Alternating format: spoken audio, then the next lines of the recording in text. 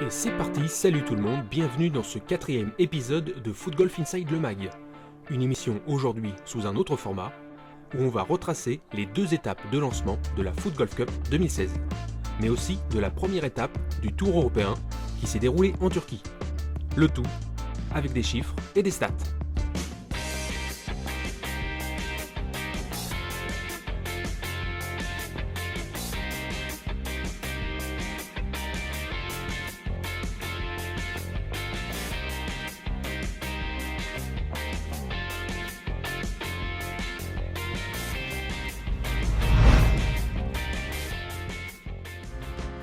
« 319, le nombre de participants sur le week-end de lancement de la Foot Golf Cup, un record d'affluence. 40, comme le nombre de kilomètres parcourus par les foot golfeurs qui ont joué les 4 compétitions du week-end. 13, c'est le nombre de clubs présents sur ce week-end de lancement de la Foot Golf Cup. Le championnat comporte 14 équipes pour le moment et même une 15e qui arrive.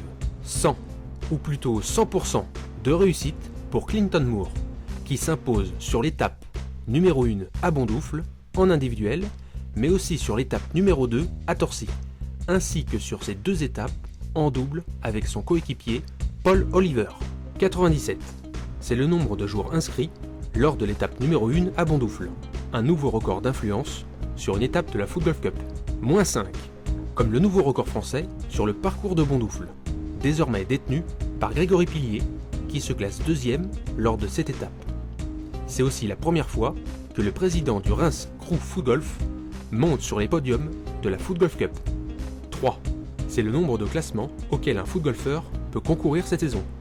La compétition individuelle, la compétition en double et la compétition en club.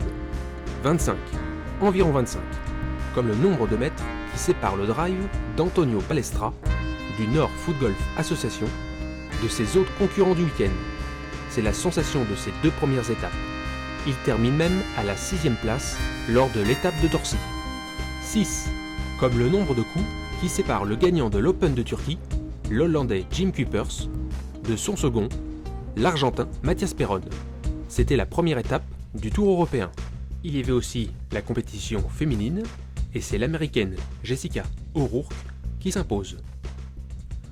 Retrouvez aussi sur le blog les réactions et les interviews des participants du week-end. À bientôt!